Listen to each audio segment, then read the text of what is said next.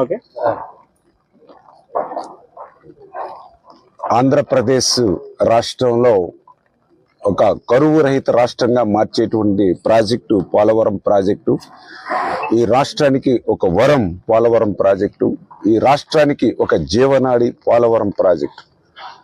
అటువంటి పోలవరం ప్రాజెక్టుని 2014, 2019 ఆ రోజు ముఖ్యమంత్రిగా చంద్రబాబు నాయుడు గారు ప్రతి సోమవారాన్ని పోలవరం అనేటువంటి పేజీగా మార్చుకుని ఆ రోజు 5 సంవత్సరాల్లో 72% పోలవరం ప్రాజెక్టుని పరిగెత్తించి పనిచేసినటువంటి పరిస్థితి మనందరం కూడా చూసినటువంటి పరిస్థితి. అది దురదృష్టవశాత్తు జగన్మోహన్ రెడ్డి గారు అధికారంలోకి వచ్చిన తర్వాత ఈ 2019, 2024 5 సంవత్సరాల్లో 2% కూడా పనులు పూర్తి చేయకపోవడమే కాకుండా చంద్రబాబు నాయుడు గారి హయాంలో జరిగినటువంటి పనులు కానీ మరి అవన్నీ కూడా మరి నిర్వీర్యం చేయడం, ఒక రకంగా విధ్వంసం. మరి ఈవేళ చంద్రబాబు నాయుడు గారి పనులన్నింటినీ కూడా జగన్మోహన్ రెడ్డి చేయడం చాలా దురదృష్టకరమైన విషయం.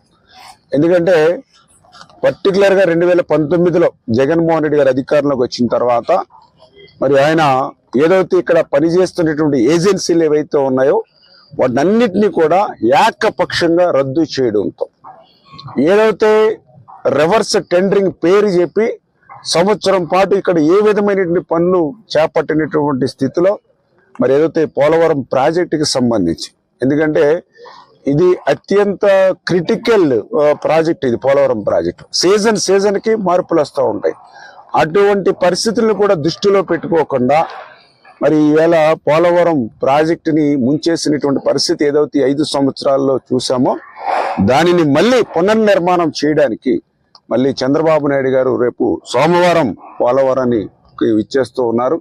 ఖచ్చితంగా ఏదైతే మరి యొక్క 5 సంవత్సరాల పోలవరం విధ్వంసం ఏదైతే ఉందో, ఎందుకంటే ఆ మాట మేమేదో తెలుగుదేశం పార్టీ ప్రభుత్వ పరంగా మేము చెప్పట్లా, సాక్షాత్తు ఐఐటి హైదరాబాద్ వాళ్ళు చెప్పారు.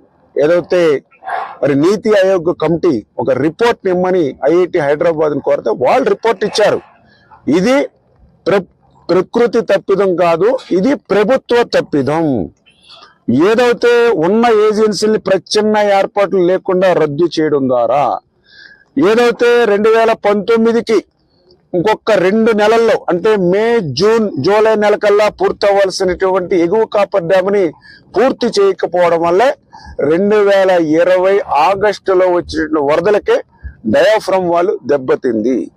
భవిష్యత్తులో ఇటువంటి తప్పుల్ని పునరావృతం ఇటువంటి బహుళార్థక సాధక ప్రాజెక్టులో చెయ్యొద్దని ఇవాళ సాక్షాత్ ఒక ఐఐటి హైదరాబాద్ వాళ్ళు మరి రిపోర్ట్ ఇచ్చారని అంటే జగన్మోహన్ రెడ్డి పోలవరం ప్రాజెక్టులో ఎంత తీవ్రమైన తప్పిదం చేశాడో ఆ తప్పిదం పర్యవసనం ఈవేళ ఆ డయాఫ్రమ్ వాళ్ళు దెబ్బతింది. మరి దానికి మళ్ళీ ప్రత్యామ్నాయంగా ఏం చేయాలనేటువంటి ఆలోచన, అదేవిధంగా దానికి ఎగువన ఏదైతే కాపర్ డ్యామ్ నిర్మాణం చేశామో జనరల్ గా దానికి కూడా ఒక 3 years మరి దానికి పీరియడ్ ఉంటుంది. మరి ఆ 3 years కూడా మరి కంప్లీట్ కాబోతున్నటువంటి పరిస్థితుల్లో దాని స్ట్రెంగ్త్ ఎంతవరకు ఉంది, అప్పర్ కానీ లోయర్ కానీ ఇట్లా ప్రతిదీ కూడా అంటే 5 సంవత్సరాలు వీళ్ళు చేసినటువంటి నిర్వాహకం వల్ల పోలవరం ప్రాజెక్టే ప్రశ్నార్థకమైనటువంటి పరిస్థితి.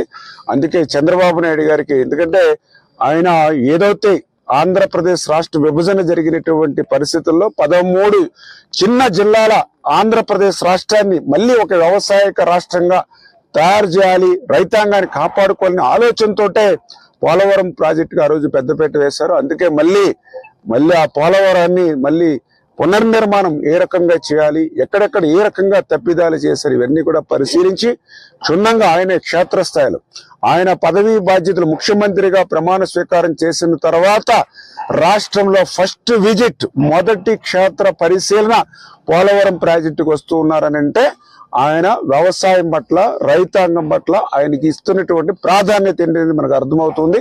ఖచ్చితంగా రేపు చంద్రబాబు నాయుడు గారు ఆయన పరిపాలన దక్షత కానీ ఆయన కూడా ఒక క్రిటికల్ మేనేజ్మెంట్, ఎందుకంటే ఆయన క్రైసిస్ మేనేజ్మెంట్, ఈ క్రైసిస్ మేనేజ్మెంట్ వచ్చినప్పుడు ఆయన దాన్ని చాలా పర్ఫెక్ట్ గా హ్యాండిల్ చేయగలుగుతారు. కాబట్టి ఇటువంటి క్లిష్టతరమైనటువంటి పరిస్థితులకి నెట్టేసినటువంటి పోలవరాన్ని మళ్ళీ గాడిలో పెట్టి పునర్నిర్మాణం చేయగలిగేటువంటి శక్తి ఆ చంద్రబాబు నాయుడు గారికి ఉంది. ఆయనకి మేము కూడా అండగా ఉండి ఖచ్చితంగా ఆ యొక్క ఆంధ్రప్రదేశ్ రాష్ట్ర ప్రజలు, తెలుగు జాతి ప్రజలు కళలు నెరవేర్చే విధంగా మేమందరం కూడా పనిచేస్తామని చెప్పి మీ ద్వారా తెలియజేస్తాం.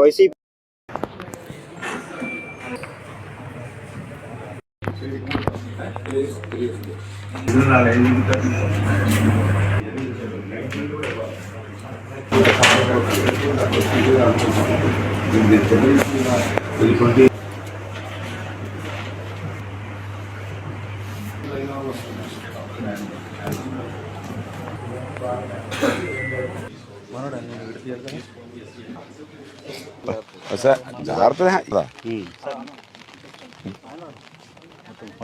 ఇదంతా స్పిల్వే సార్ 1.1 కిలోమీటర్స్ వస్తుంది సార్. దీని వరకే డోర్స్ అన్ని బాగా ఎక్కువ ఎఫెక్ట్ అయ్యి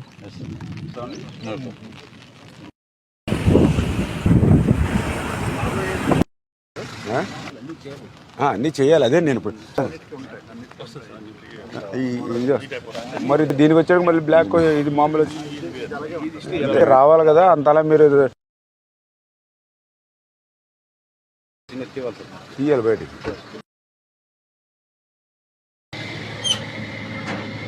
అంటే జనరల్గా ఫస్ట్ ఫోర్స్ అటు కొడతాయి, కొట్టినట్టే మళ్ళీ టక్కన ఇటు టర్న్ అవుద్ది. ఇటు టర్న్ అయ్యేటప్పుడు కూడా అదే మీరు అన్నట్టు క్రాస్ కాబట్టి ఇక్కడ కూడా దీనికి ఫోర్స్ దీనికి కూడా ఉంటుంది. ఆ టైప్ సేఫ్టీ ఉంటుంది అవతలేదు.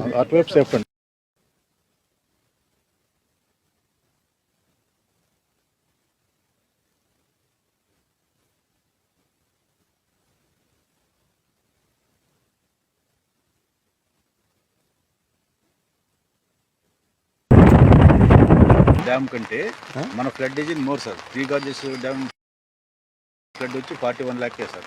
150 lakh ఎప్పుడు రాలేదుగా మన 30 36 వచ్చింది.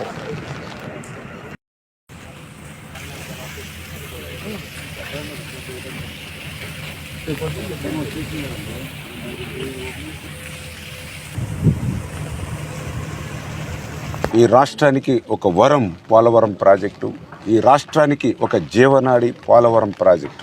అటువంటి పోలవరం ప్రాజెక్టుని 2020 ఆగస్టులో వచ్చిన వరదలకే డయాఫ్రమ్ వాళ్ళు దెబ్బతింది.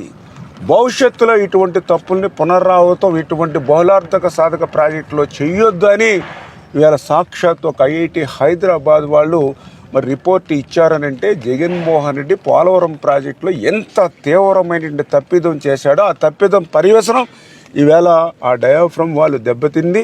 5 సంవత్సరాలు వీళ్ళు చేసినటువంటి నిర్వాహకం వల్ల పోలవరం ప్రాజెక్టే ప్రశ్నార్థకమైనటువంటి పరిస్థితి. అందుకే చంద్రబాబు నాయుడు గారికి ఆంధ్రప్రదేశ్ రాష్ట్రాన్ని మళ్ళీ ఒక వ్యవసాయక రాష్ట్రంగా తయారు చేయాలి, రైతాంగాన్ని కాపాడుకోవాలనే ఆలోచనతోటే పోలవరం ప్రాజెక్టుకు ఆ రోజు పెద్దపీట వేశారు. అందుకే మళ్ళీ ముఖ్యమంత్రిగా ప్రమాణ స్వీకారం చేసిన తర్వాత రాష్ట్రంలో ఫస్ట్ విజిట్, మొదటి క్షేత్ర పరిశీలన పోలవరం ప్రాజెక్టుకు వస్తూ ఉన్నారనంటే ఆయన వ్యవసాయం పట్ల, రైతాంగం పట్ల ఆయనకి ఇస్తున్నటువంటి ప్రాధాన్యత ఏంటనేది మనకు అర్థమవుతుంది. ఆయన కూడా ఒక క్రైసిస్ మేనేజ్మెంట్, ఈ క్రైసిస్ మేనేజ్మెంట్ వచ్చినప్పుడు ఆయన దాన్ని చాలా పర్ఫెక్ట్గా హ్యాండిల్ చేయగలుగుతారు. కాబట్టి ఇటువంటి క్లిష్టతరమైనటువంటి పరిస్థితులకి నెట్టేసినటువంటి పోలవరాన్ని మళ్ళీ గాడిలో పెట్టి పునర్నిర్మాణం చేయగలిగేటువంటి శక్తి చంద్రబాబు నాయుడు గారికి ఉంది.